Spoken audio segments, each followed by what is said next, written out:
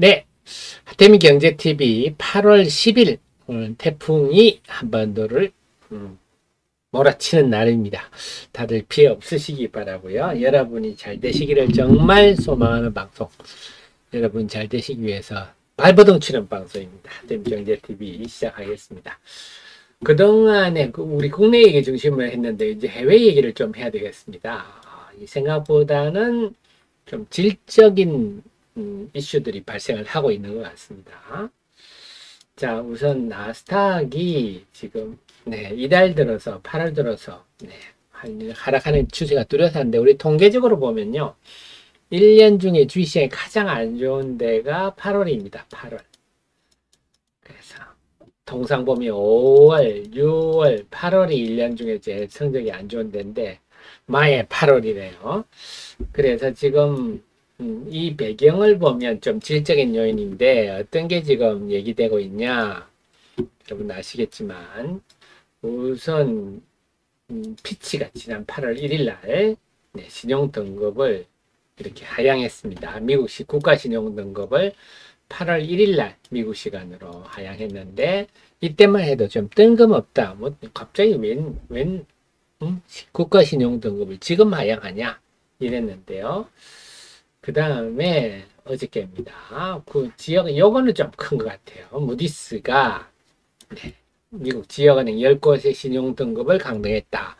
피치보다 피치, S&P, 무디스 이런 데 그래도 무디스가 제일 좀 세계 3대 신용평가사, 미국의 3대 신용평가사이기도 합니다만 무디스가 제일 좀 무게감이 있지 않습니까? 무디스가 하고 대형은행들도 하향할 수 있다. 경고. 이 배경이 지금 오피스 빌딩이 지금 근데 캘리포니아 지역의 오피스 보니까 정말 심각하더만요. 공실률이 한 21% 돼가지고 위웍스는 지금 파산한다 이런 얘기까지 들리지 않습니까? 자, 그래서 요 얘기까지 나왔어요. 그렇다면 지금 미국의 하락은 8월 초에 피치의 국가신용 등급에다가 어저께는 이제 무디스의 또 은행들 신용 등급 강등 이런 얘기들이 나와서 뭔가 만만치 않은 질적인 이제 악재들이 좀 등장하고 있어요. 물론 이제 올랐으니까 사실 이제 좀 조정을 받아야 할 시기도 됐는데 빌미가 등장하고 있습니다. 아하, 그렇군요. 그러다 보니까 어제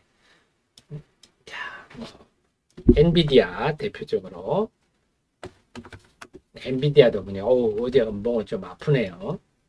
이렇게 되면 우리 또 AI 테마가 조금 맥이 빠지죠. 그다음 테슬라도 마찬가지입니다. 테슬라는 7월 중순을 고점으로 해서 쭉 빠지고 있어요. 물론 테슬라도 많이 올랐으니까 사실 자연스러운 조정이지만 어떻게나 어쨌거나 최근에 흐름은 좀 힘이 빠지는 그런 모습이고 마이크로소프트도 마찬가지입니다.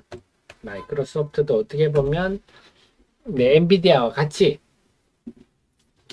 AI 테마를 선도했습니다. 쭉 빠지네요. 그래서 전반적으로 하락하고 있다. 미국 증시가 요거는 꼭 우리한테 직접적인 영향 요소는 아니다 하더라도 심리적으로 어제 미국 시장이 개장 초반에는 괜찮았는데 왔다 갔다 하더니 밀려버려서 어제 1.2% 그래서 오늘 우리 시장 출발에 심리적 영향을 주겠다.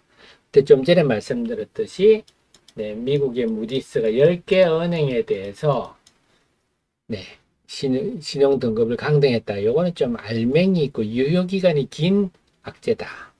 이게 앞으로 어떤 영향을 줄지 지켜봐야 되겠습니다. 그뿐만이 아니라 중국도 문제네요. 중국이 7월 수출이 14.5%나 감소했습니다.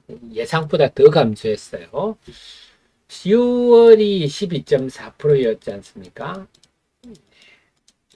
자, 그래 말씀드렸지만 중국은요.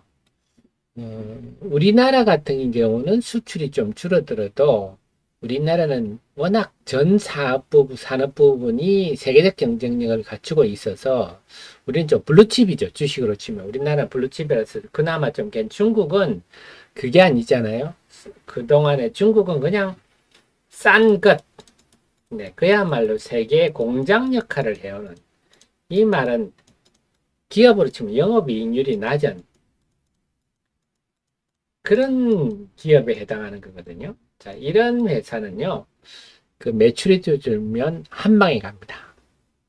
굉장히 위험하죠. 그래서 우리가 대표적으로 영업이익률이 낮은 회사들은 매출이 증가세가 둔화되거나 정체 내지 감소하면 모든 문제들이 확 드러나 버립니다. 그게 지금 중국이거든요.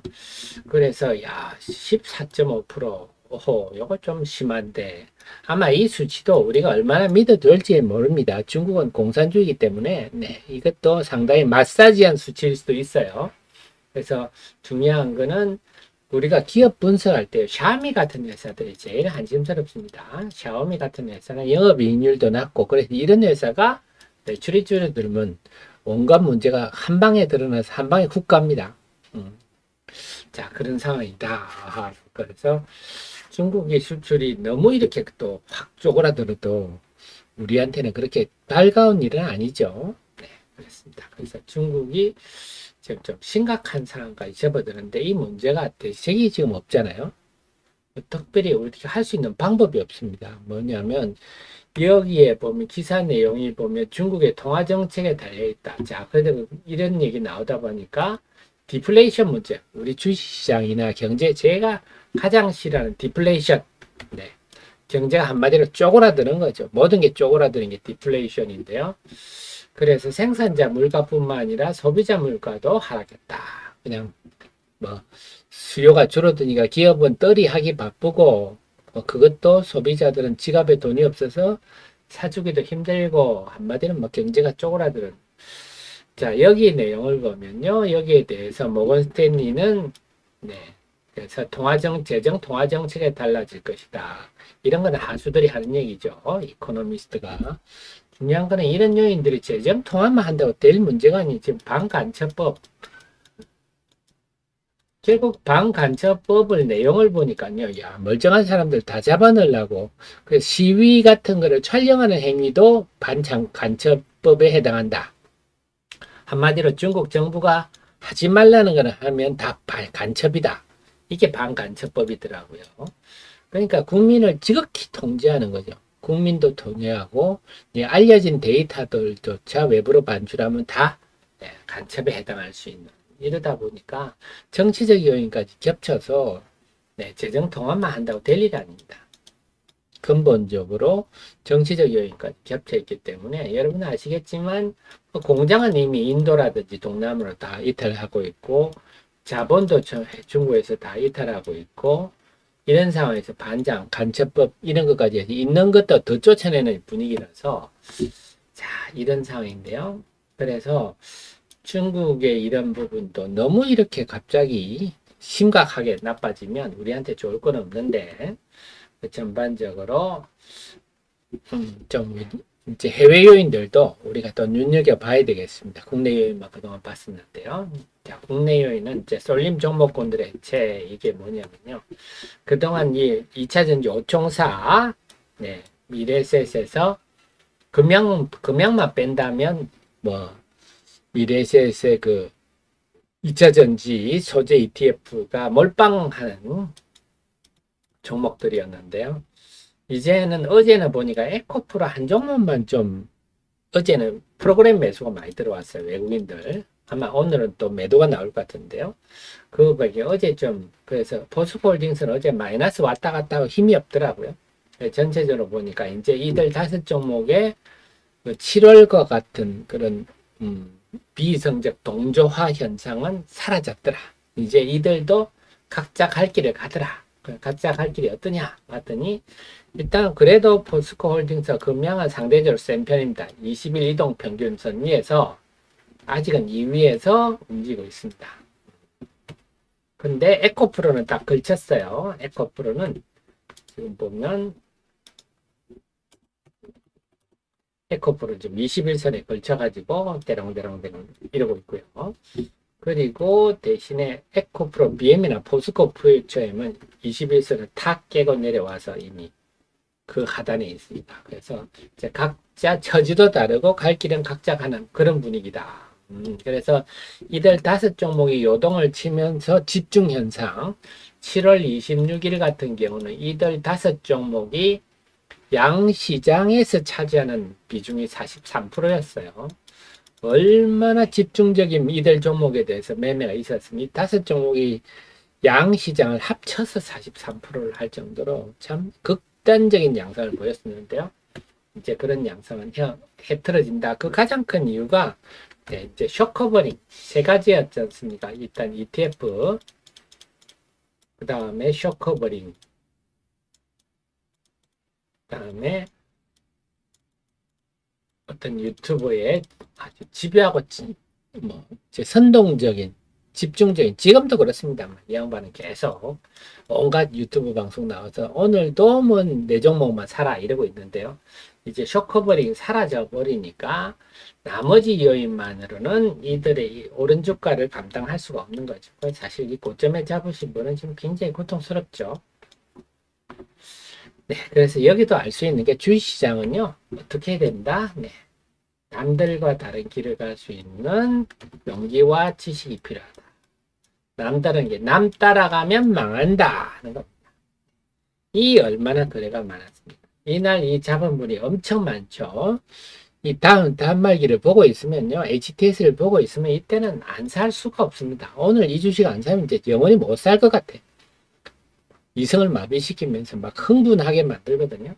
그때 남 따라 사면 망한다 하는 걸 명확하게 보여주는데, 어쨌거나 이런 흐름이 하나 사라졌고, 두 번째는 또 하나 그 바텀, 그 분위기가 이어져서 이제 저희 말하는 초전도체는 온 나라를 들썩거리게 했던 초전도체가 막 그만큼 파급력이 큰 거기도 하고, 그게 우리나라뿐만 아니고요. 예전에도 이런 일들이 많았습니다. 들썩들썩하게 하는데 초전도체 관련주라고 일컬어지는입니다. 관련성이 사실은 모든 회사들이 없다 하고 부인을 했었죠. 없든지 말든지 지금 여기 몰려드는 불나방들은 뭐 그게 중요하지 않다. 이 분위기에 편성해서 내가 한 방을 먹어야 되겠다.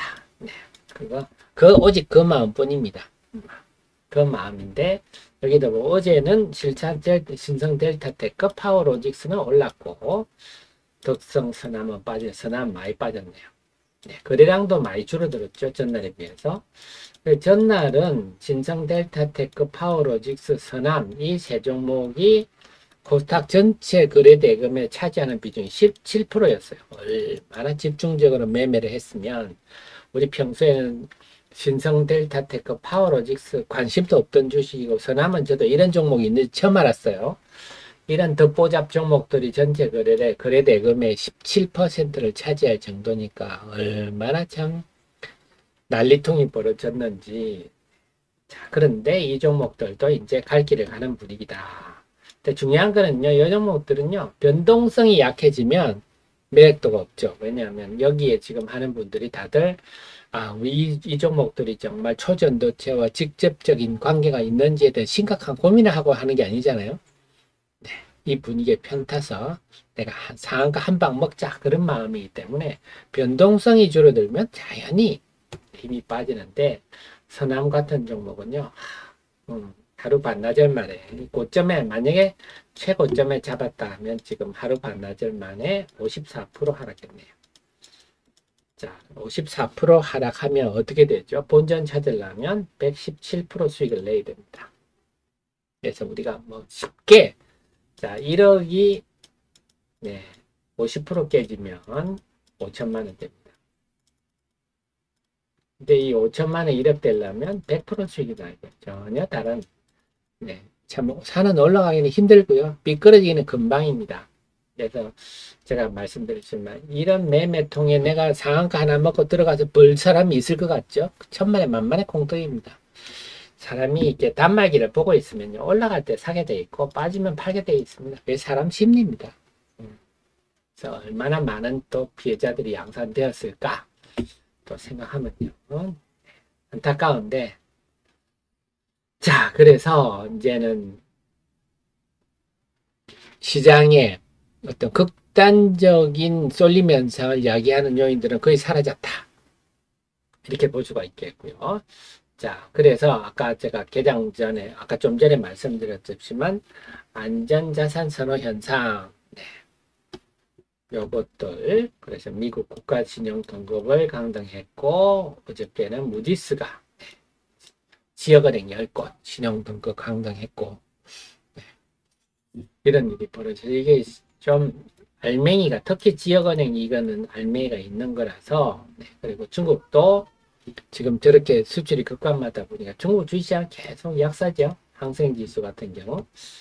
네, 그래서 이제는 국내 증시는 난리통을 이제 찾아드는데 해외가 문제네요. 그래서 해외 부분이 왜 문제냐? 환율 때문에 그렇죠. 환율이요. 우리 환율이 지금 1,300은 훌쩍 올라서 버렸잖아요. 그래서 순참 펄쩍 위에 가버리면 당연히 이 구간에는 외국인이 우리 주식을 큰 폭 순매수하기는 힘들다. 그런 상황이고 또 중국이 흔들린다 이러니까 외국인들이 더더욱 우리 주식을 안 사겠죠. 그런데 어제는 외국인이 샀어요. 어제는 샀는데 사실은 어제 외국인의 코스닥 순매수를 제가 쭉 살펴보니까요. 삼성전자, 뭐 LG에너지사 시총 1, 2위 종목 아닙니까? 시총 3위 종목 하이닉스, 네이버, 셀트리온 다 시총 상위 대목이네. 이거 다 프로그램 매수네요. 아무 의미도 없다. 요 프로그램 매도, 오늘 당장 프로그램 매도 나오더라도 그래서 어제 외국인의 3천억대 순매수는 네, 영양가가 전혀 없다. 그래서 오늘 프로그램 매도로 나오더라도 이상할 게 없다. 그래서 수급 환경은 상당히 좀 좋지 않다. 근데 지금 기관들, 외국인들, 특히 기관들 동향 보니까요. 기관들 보니까 이제 종목별로는요. 이게 다 상위 종목에 올라 있어요. 한미약품, 셀트리온, 뭐 코덱스 바이오 ETF죠. ETF도 기관들이 샀고요. SK바이오팜, 유한양의 SK바이오사이언스. 자, 어제는 상위 종목에 이런 종목이 다 랭크가 돼 있었고요. 코스닥 시장도 페트론, 셀트리온 헬스케어, 알테오젠, 메디톡스, JLK 바이오 다 이런 종목들이 순매수 상위 종목이 랭크가 돼 있었습니다. 그래서 거의 뭐 바이오, 제약, 의료기기까지 다. 그래서 지금은 제가 이미 8월에 그 의료 관련 제약 바이오 ETF가 8월 중순에 타임폴리오, 8월 하순에 신한 이렇게 ETF가 추가로 상장된다. 그래서 바이오 쪽이 8월 내내 좀 유리할 것 같다. 그래서 일단은 우리가 전체적으로는 좀 그 방어적 태도를 유지를 해야 되겠습니다. 오늘도 그 미국 증시가 우리 시장에 어떻게 영향을 미칠지 봐야 되겠는데 우선 심리적으로도 좋을 것도 없고 네, 수급적으로도 외국인이 지금 우리 주식을 강하게 순매수할 환경도 아니고 기껏 사는 게 프로그램 상황이라면 지금 방어적 대응이 합리적이겠고 이 방어적 태도 위에서 우리가 단타 매매 잽을 날리려면요 좀 바이오 그 다음에 오늘 보시면 2차 전지가 어제 2차 전지도 강했거든요. 2차 전지도 강해서 오늘은 여타 2차 전지들이 오총사들이 이제 이제 집중 매매 현상이 거의 사라졌다면 여타 종목들이 개별 약진할 수 있을지 각 회사별로 그걸 오늘 봐야 되겠습니다. 그래서 기본적으로는 좀 바이오주들이 유리한 환경 속에서 개별 약진할 수 있을지 그런 걸 좀 봐야 되겠습니다. 자, 그 속에서 어제 지금 피셔맨 중앙 DNM 자 그런 게 났나요? 한번 볼까요? 중앙 DNM이 한번 보겠습니다. 뭐 뉴스가 났나요?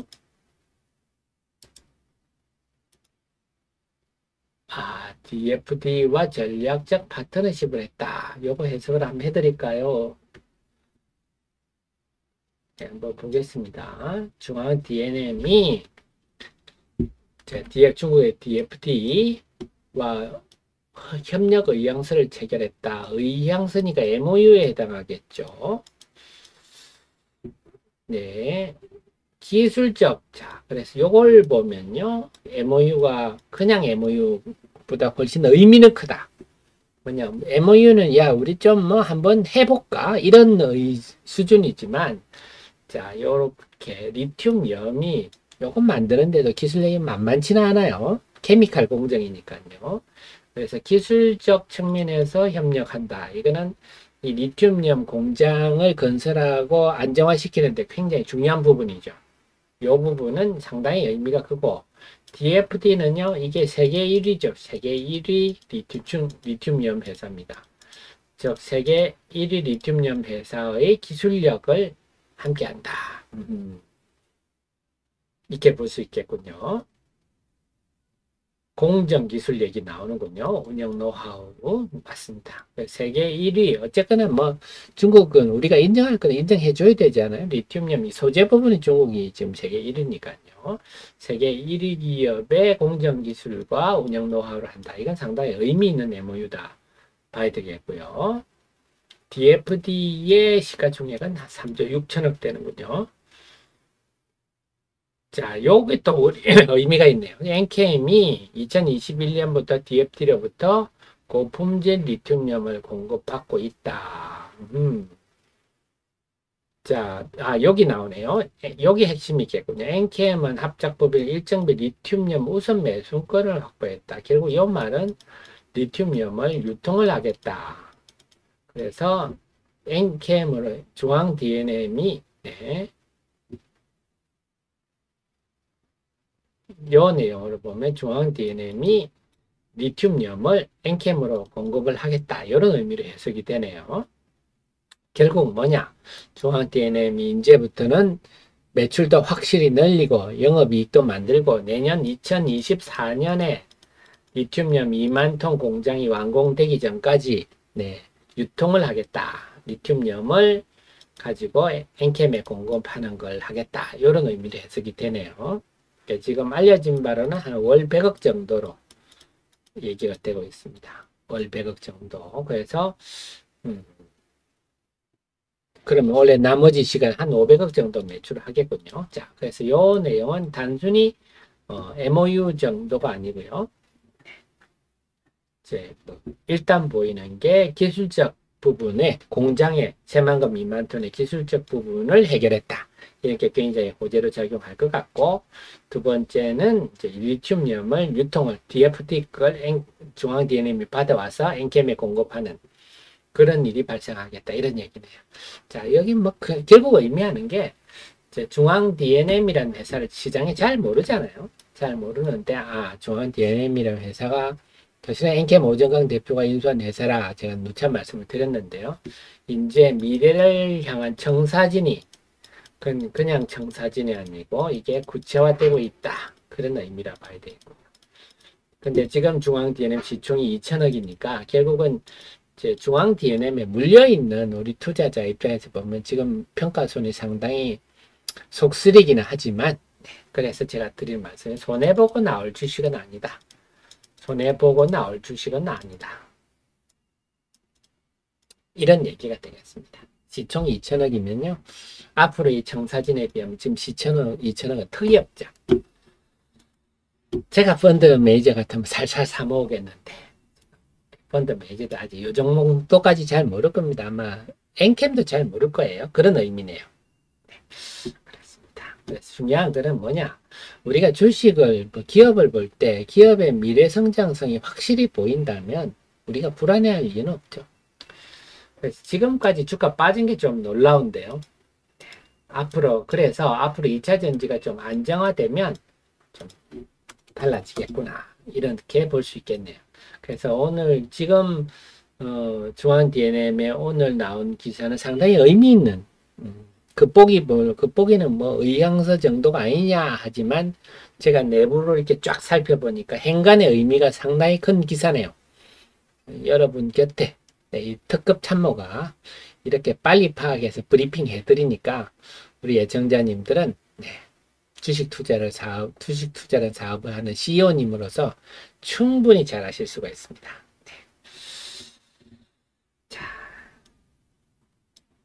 자, 특급 참모로 잘 두셨죠? 그래서 지금 개장 한 1분 남았는데요. 오늘도 아직은 어제는 코스닥 지수가 많이 올랐기 때문에 상승 종목이 1000개가 넘는 게 당연한 흐름이었습니다만 그래도 매일 1000개씩 왔다 갔다 하니까 안정이 좀 필요한데 오늘은 좀 등락 종목 수가 좀 합리적으로 움직이는지 보고, 두 번째는 외국인들이 오늘은 우리 시장에 프로그램 어제 매수 빼면은 외국인들이 우리 시장에서 지금 순매도 환경이다 염두에 두셔서, 그리고 어제 나스닥 지수가 1% 이상 빠졌기 때문에 개장 초반에 투자 심리는 그렇게 좋지 않겠다.